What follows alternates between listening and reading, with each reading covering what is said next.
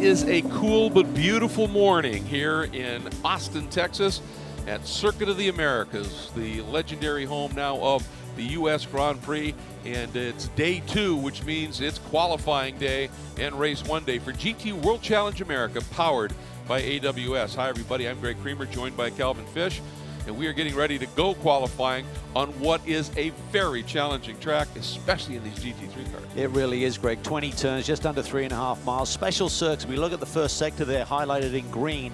Really a great run up to turn 1. There's an elevation change of 133 feet. Wide open brakes, and we'll see a lot of action here this afternoon in the racing.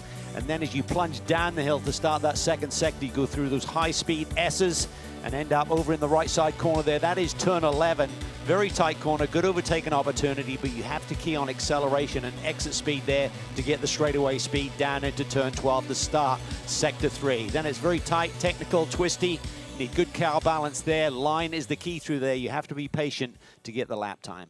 And in that stadium section from 13, 14 and on, you drive it differently in qualifying for a fast lap than you often will race it, so everybody's got to make that adjustment. They really do, because to get the perfect lap time, you have to do those wide radius that you can kind of create, as we're looking at that sector right now, the 93 car. Handley leading the silver division, obviously, with an unbeaten run so far this championship year. Shelby Blackstock and Trent Hindman. This is the one you're talking about, Greg, turn 15.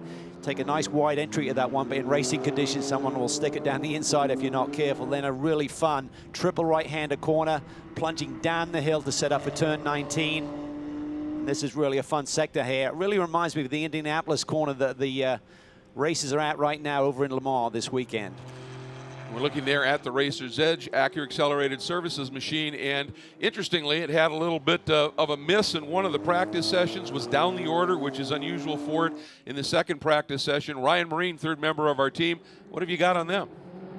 Good morning, guys. Had a chance to chat with Trent Hindman, who will be jumping in that car next, and the story of their weekend has been one of frustration.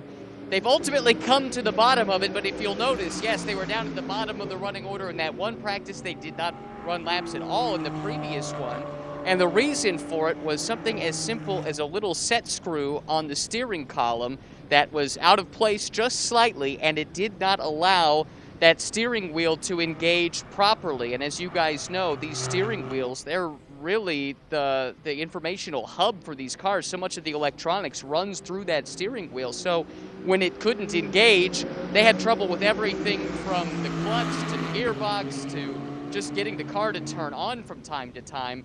Trent Hindman was able to get out and run a lap, but it was all kinds of problems that he was dealing with because of this electronic problem during that time, and that was the only lap that they were able to do. Now, the good news for Racer's Edge is this weekend they do have their team car back after missing the last couple of rounds. Kyle Marcelli now joined by Ziad Gondor. It had previously been Martin Barkey alongside Kyle, and for COVID-related reasons, he had to truncate his program, but luckily Racer's Edge was able to bring Ziad into the program. They got that second car back on track, and so this whole program has been leaning on that second car, the Pro-Am car, here this weekend, as the Silver Class car has not been able to do a whole lot in terms of on-track running, and it's something as simple as just not being able to get the steering wheel to engage properly.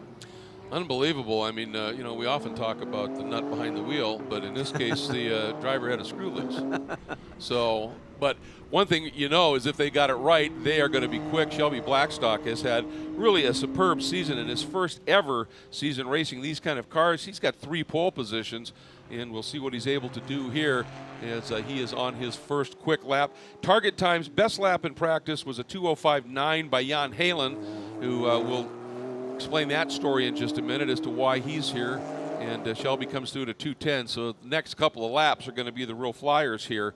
So they've got to build up to it a bit. Yeah, and it's a slightly cooler session they have seen so far this weekend, so it'll take a little bit longer to get those Pirelli P0s up into their zone where they're working. Great to see Alec Udell back in SRO competition, this time behind the wheel of this GT3 Winward racing machine, sharing that car with his teammate this weekend, Russell Ward. So expect some great things for them. It'll be great to see Shelby Blackstock and Hindman have a bit of a challenge in that silver class here this weekend. It certainly will. We've seen some good speed, too, from Russell as the season has unfolded. And Alec knows this track inside and out, pops through right now at a 2:07.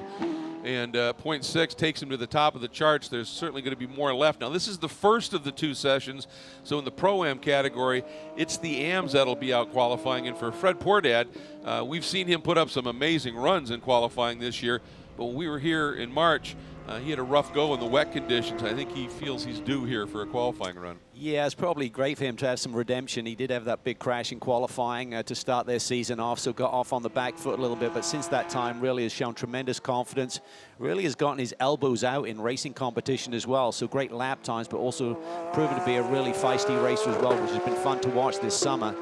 And a new teammate this weekend because young Max Root has had his opportunity to be at Le Mans competing today. Which means for the first time this team is running in the Pro-Am category with Jan Heylen behind the wheel. And as I mentioned, Jan, fastest in both of the practice sessions, the only one to dip into the 205s, as a matter of fact. And just to give you a little bit of a reference, when we were here earlier in March, it was pretty damp most of the time, and the best time set in qualifying was a 2:15 by Hinman. In 19, when we were here, also some damp issues, 207s. In 2018, Mike Skeen set pole with a 205.664, and they were knocking on the door of that time, Cal, in those practice sessions. So now let's see what Shelby Blackstock has. Short run to the line right there, puts up a 207.256, takes him to the top provisionally. Yes, it does. I mean, this could be a good shootout here between he and Alec Udell in terms of grabbing that overall position and the pole position for the silver class. We look at Fred Pordad here. A little bit bumpy down into that brake zone into turn 11. So they keep doing a little bit of shaving each year and grinding the surface down. But with the rain, not so much last winter, but a couple of winters, they've had really heavy rains and has caused the surface to cause that little rippling effect into some of these really prominent brake zones around this circuit. All right, here we go. Udell coming around, rolls into the throttle early. This could be a pretty quick one. 206.7, and that takes him up to the provisional pole. And he was quickest in every sector in that one. So good run by Alec Udell from the Woodlands, Texas. Of course, a champion in then Pirelli World Challenge competition in GT3 Cup. And last year became the first American to win a European GT4 class championship. Yeah, he's a special talent, Alec is, and it's great that he's been able to get that opportunity over in Europe and spread his wings a little bit.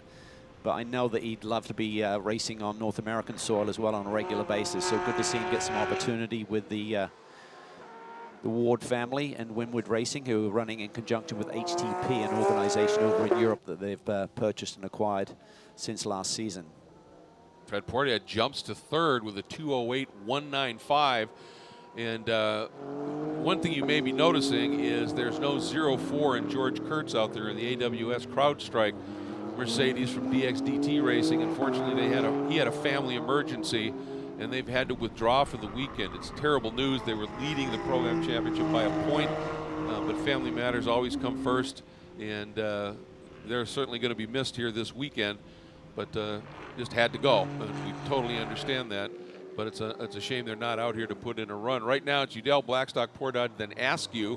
And Pordad on provisional pole in Pro-Am with Askew second, Gondor third. Here's what Blackstock comes through, and just outside. Just misses.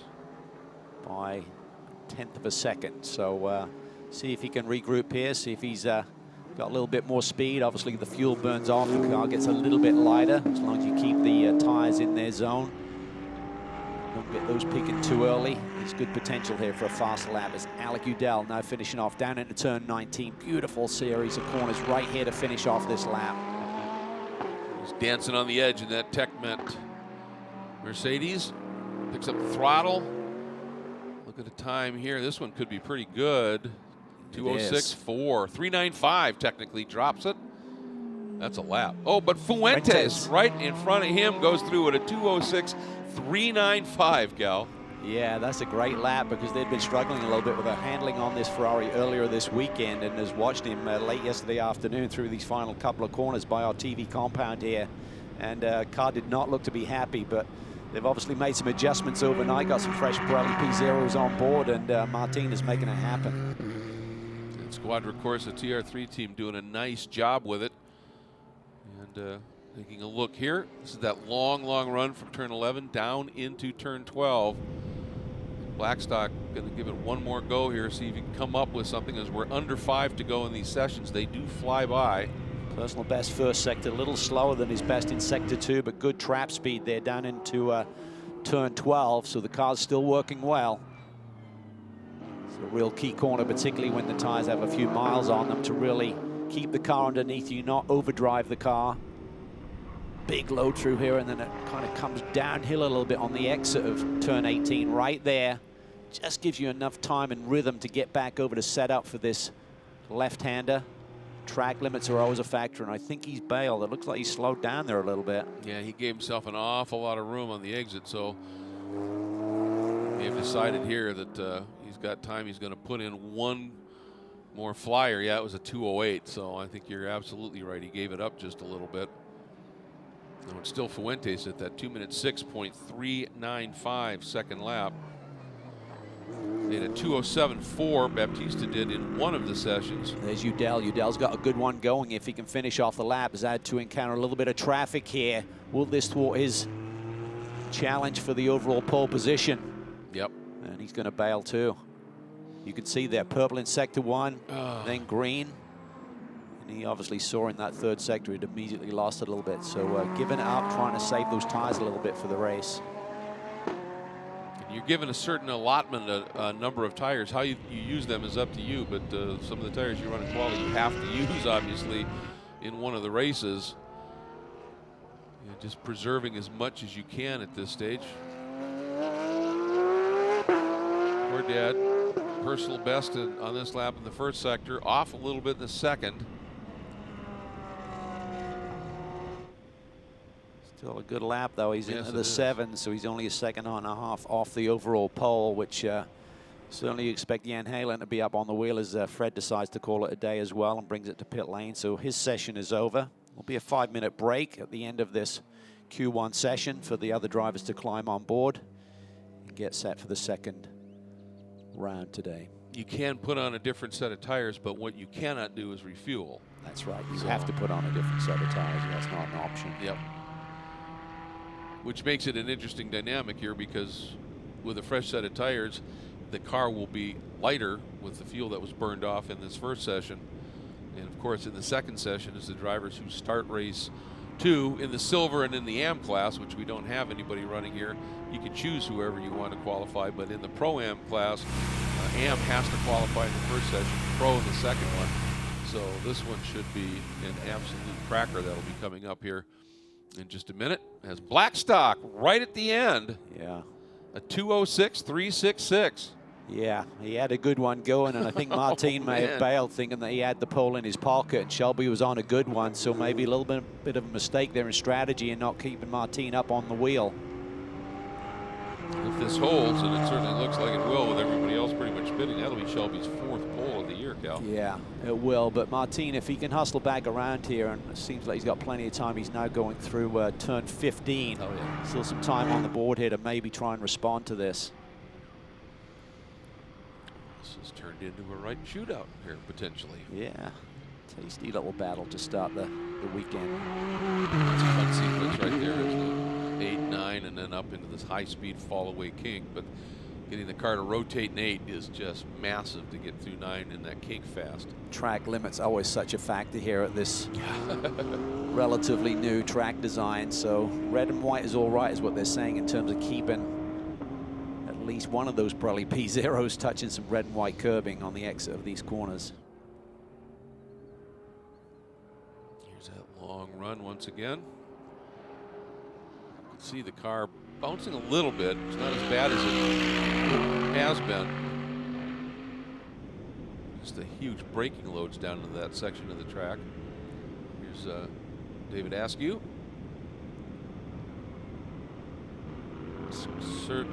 Currently, excuse me, 5th overall, 3rd in the Pro-Am category. Done a really nice job this year. We talk about some of the drivers over the last couple of seasons have really made a lot of progress. David is definitely in that category. He's had a really solid season. He's an avid racer. He just loves to be behind the wheel of a race car. So if he's not racing on a weekend, he's typically at some lapping day or trying to get as much seat time as he can to improve his craft. And got a great teammate in Ryan Dial, one of the best that we have here in North America. So much success over the years. It's just great to see how these drivers attack these technical sections so differently in terms of where they want to use some of the curbs and where they give it up. Personal best for David here in this second sector.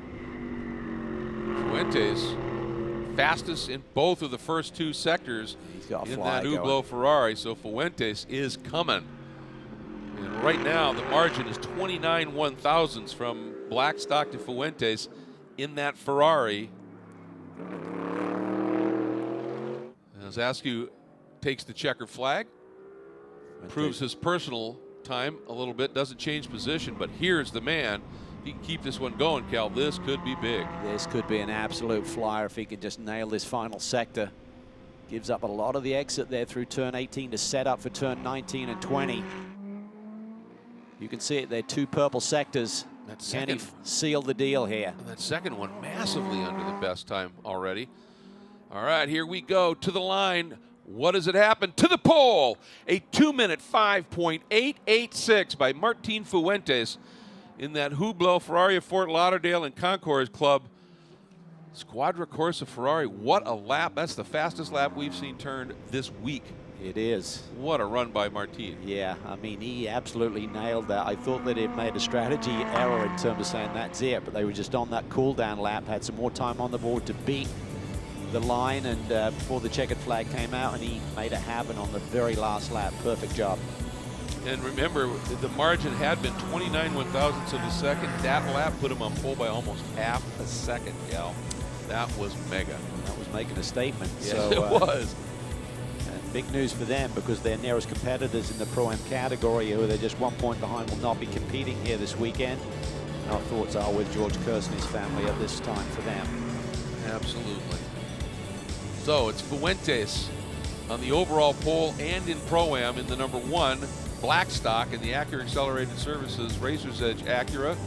Second overall, pole in silver, Alec Udell on his return to SRO GT World Challenge America, powered by AWS Action. Second in silver, third overall, the number 33 Techman Windward Mercedes. Then Fred Fordad in the Wright Motorsports Porsche sits second in Pro-Am on debut in the Pro-Am class. David Askew, third in Pro-Am, fifth overall in the DXDT Mercedes, and then Ziad Gandour in the second of the Racer's Edge cars that he's going to be sharing with Kyle Marcelli, doing a nice lap as well. And interesting thing here is last year, Kyle Marcelli in the second session put it on overall pole. So we're going to be watching him very closely in that MVRP Racer's Edge machine when they come out on track. Here's a look at the Race Vision powered by AWS stats. We have a few of the stats. This one, the fastest corner speed at the S is turn 4. And you can see on that flyer of a lap, Fuentes through there, 124.3. That's booking. It really is, and they're still winding up from there. That's not the fastest speed through the S, it's just where we're picking them up in turn 4. So really indicates the high downforce nature of these GT3 machines. David Askew, a nice solid qualifying run, puts in P5 overall as Ryan Dial, the Scotsman, now climbs on board. So you can see a fresh set of Pirelli P0s. Probably straight from the ovens, ready to go on and get him up to speed immediately. And it's a nice cool morning here, so they're going to be happy to have those tires pre-warmed. Brand new chassis that they debuted a couple of events ago for the DXDT team. You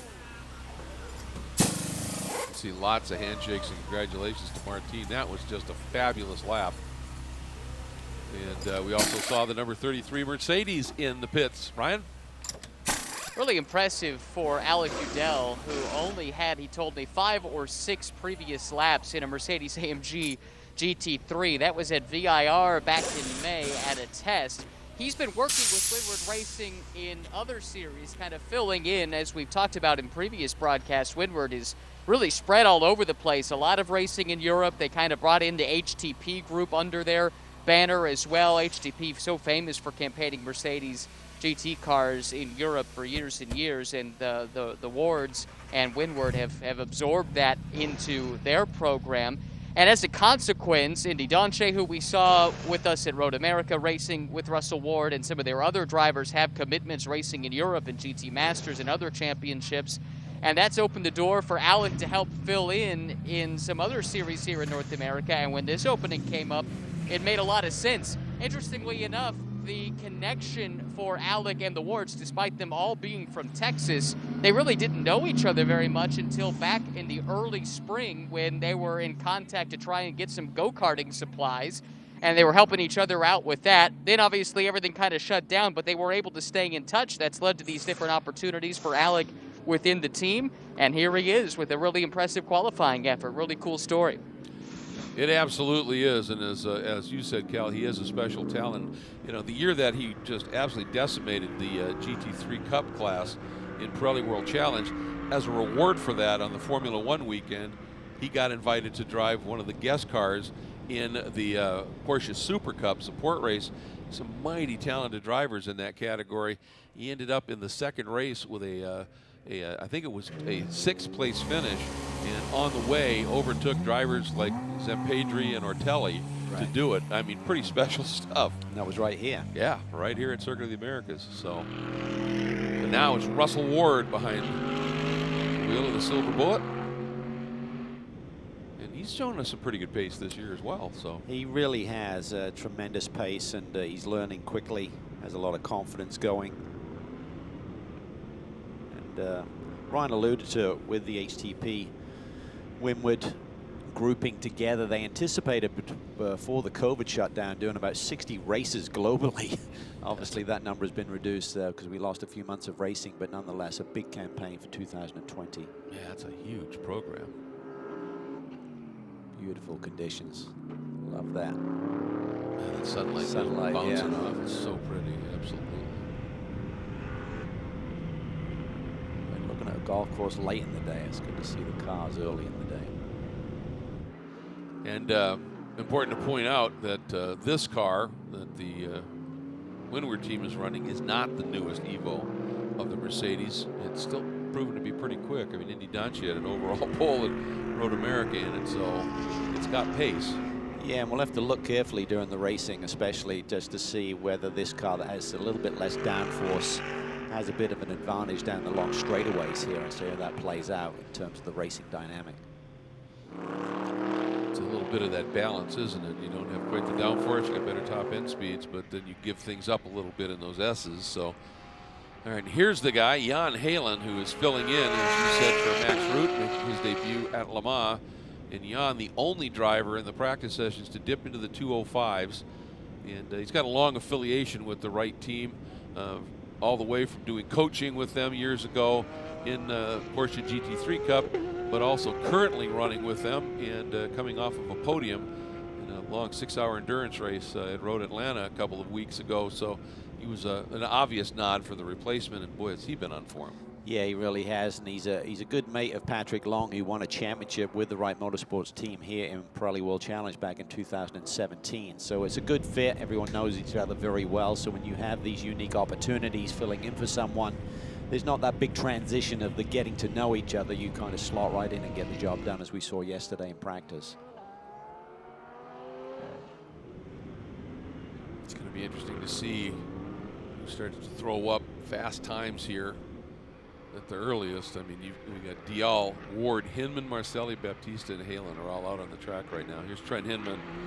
Trent, 4 poles this year, but and one of the stats that I really follow, because to me it tells you what kind of racer you are, he said 7 fast laps this year. He's special stuff. Yeah, he's got so much confidence coming off a GT3 championship last year in an Acura, so he knows the platform really well.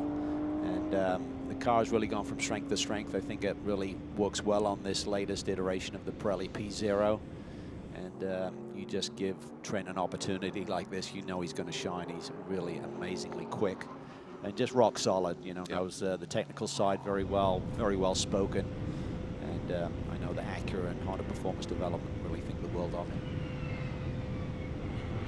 With that GT3 Academy that they're doing, where these Racers Edge cars and drivers are a big part of it, helping to coach young up-and-coming potential GT3 stars. He's active in that as well. He's just a class guy. You can see him there really working the wheel through that triple right-hander. 16, 17, 18. We saw Shelby having to do the same thing, so I don't think the tires are quite there yet in terms of giving him the grip level that he's looking for, but he's starting to get some load into them. Those temperatures are going to start to scream up a little bit, start to give him the grip as the fuel load lightens. Boy, Udell just went to the top, and folks, a 2:05.389. That was a rocket ship lap on his first flyer. Yeah, that is something special. Yeah, that's a target. And you talked about it since Road America, where that car became one of the new built from the ground up versions of the Evo, not a kit Evo.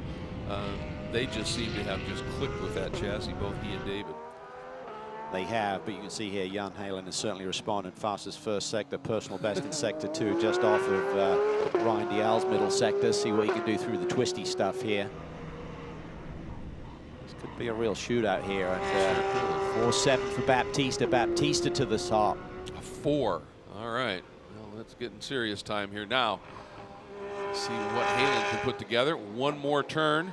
Wow, does his car really up that inside curbing through 19? I've never seen anyone do that here this weekend. What does he do? It has to beat a 2:04.7.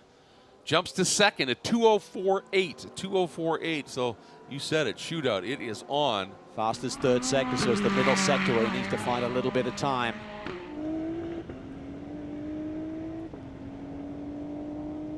At 2:04.7 by Baptista. That's remarkable. Now on this lap, just off of that best by a little over a tenth in that first sector. There it is. So now the question is, what does Heylen have on this next lap, and Udell as well? Oh, Heylen's just gone fastest overall in sector 1. Baptista fastest sector 2. Here we go. It's a ding-dong battle all the way. Sector 2 where the Ferrari seems to have it in a spin for Heylen, so he pushed it a little bit too hard there. It's a strange place to do it. Oh no, sorry, I thought that was actually turn 13. It isn't. It's coming through the S's. Yeah, I think it was, probably got it wrong coming through 7. That's a spot where we've talked about it. You could truly get behind in your steering. Yeah. And you're trying to keep that lap alive, and you just ask too much. So let's see what Baptista does now. A very quick second sector, as you alluded to. Be close. And he improves. 2:04.5. That's what happened to Heylen. Just using a lot of that curbing. Yeah. Just unsettled the car. He's so loaded through that sector. I think the car, you couldn't really see it there, but it was up and over the curb and hadn't really settled down enough for him to add that load into the car as he's setting up for that next right-hander. What do you refer him to as the sleeping policeman? And yeah, it woke him up. It certainly did. There's Trent Hinman having his bag of tricks. Where you see him down in the 4th position overall. Baptista at the top of that 2:04.5. Heylen has 3/10 that he's got to find to try and get that overall pole. Dial at 2:05.0 and Hinman almost 9/10 off the pole right now. And Dial improved on that previous lap to get to that 2:05 flat range, but as you said, you've got 2:04.5s up in front of you. That's a bit daunting. Hinman fastest through the speed traps, entering turn 12 at just shy of 260K. Marcelli at 263K. The anchors are working well there. Yes, they are. Let's see what Hinman can do here.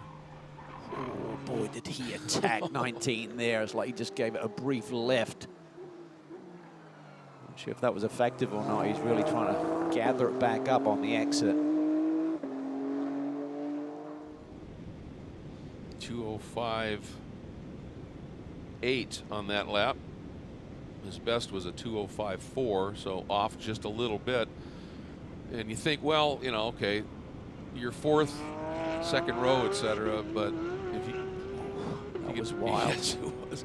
If you can find just enough to pip Dial, that gives you the inside for the start up into turn 1. Jan Heylen, overall best, sector 1. Sector 2 finishes on the approach here to turn 12. Let's see how that clicks up and what he's done. Personal best there It's a good lap. Is it going to be enough? Probably not.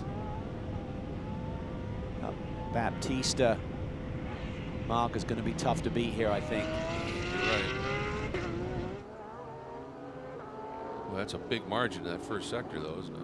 Yeah, he's been really quick in the first and third sector, so he's good through this sector, but that second sector is the one that's letting him down a little bit, which is obviously a little bit of straightaway speed, and also the last few corners through the S's. Probably got lucky that he didn't flat spot the tires any with that spin. I was going to say, it just rotated pretty quickly and he straightened it out. Boy, is that car compliant over the curb through 19. I'm amazed he can get away with that. All right, what do we got? What does he do? He improves his time, jumps to a 2:04.7, only 2/10 now off of Baptista. Okay, what did he learn? Barely rolls a big speed through the apex of turn 1. Baptista hasn't given up yet. He's gone personal best sector 1, not quite as quick as Heylen. Heylen's tires might be past their prime in terms of giving him the lap time. Well, especially with that, even though it was a quick spin, if it took anything out of the tires, it looks to me like Baptista's now just eased way out of it. Yeah. Yeah. Maybe waiting to get the nod from the engineers that the time is good enough. They'll be analyzing what everyone else is doing right now. Heylen's in pit lane, as is Russell Ward. Yeah, and Heylen's first sector was a little bit off his overall best there, so could be a sweep of the poles here for the Hublot team. The 488 has always been pretty strong at this facility. Whatever guys it's been running in, so it's a platform that works well. He decides, yep, we're going to bring it in. And interestingly, I believe it was, I think it was at Sonoma where the win by that team gave the 488 GT3 its 300th win in global competition since it was rolled out. So the car's had immense success. A little bit surprised to maybe see Marcelli back where he is. He is proven to be so fast, particularly here. Yeah, it just seems like the Acuras don't quite have the overall pace of the other marques here today. I mean, Marcelli and Hinman are only separated by a 10th, which you'd expect for two guys at the top of the tree in terms of pulling the best out of a race car. Well, and I guess what I would ask you, this is a place where you are climbing curbs almost every corner. And you watch the Mercedes, we've talked about it over the years, just how compliant it seems to be over the curbs without unsettling the platform. Porsche, you were talking about how Heylen could use the curbs and it was just eating them up. That 488 has always been a pretty decent car. I just wonder if this car, if it's the way it's set up, if it's a really firm platform and the curbs just don't work well. It's like Dial's going after one here. Yeah, but he's not really close in that first sector, it seems, so he's pushing hard still, as you can see, but I don't see this lap coming together to really leap him off the board any and get him on the front row. He's certainly trying hard and using every inch of the track and more. It's 3/10 off in that first sector. See there the little rippling effect down into that brake zone where the tires are like momentarily locking and laying rubber down into the brakes there. There's not really anything you can do during these sessions in terms of tweaking on the car other than really an air pressure change to the tires. Maybe they did that and just sent him back out, not really thinking about getting the pole, but just getting data. Yeah, so he's not close on this lap, so we'll probably abort this. So, number one car is number one. Twice. That's a nice feeling when both drivers go out and execute like they did and sweep the two qualifying sessions for poles. Well played. Yeah, and you know, in terms of the championship, that it's really a gift in some ways that George Kurtz can't be here for the remainder of the weekend, and his teammate Colin Brown had some really solid results this year, which gave them the championship lead. So, but you're a racer in squad, of course, so they just have to take advantage of that and try and maximize their point score here this weekend.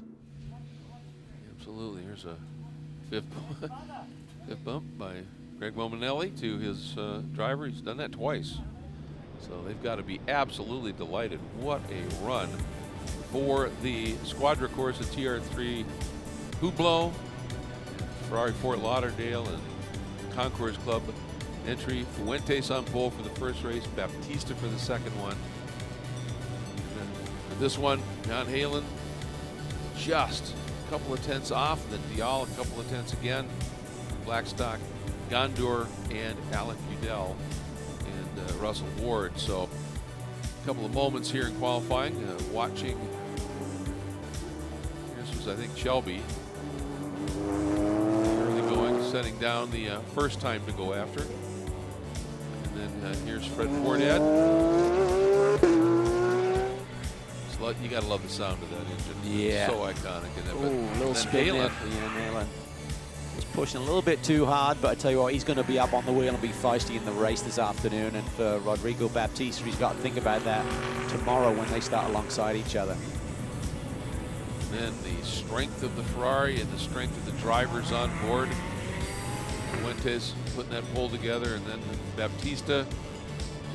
Ryan Dial late, just really pushing hard.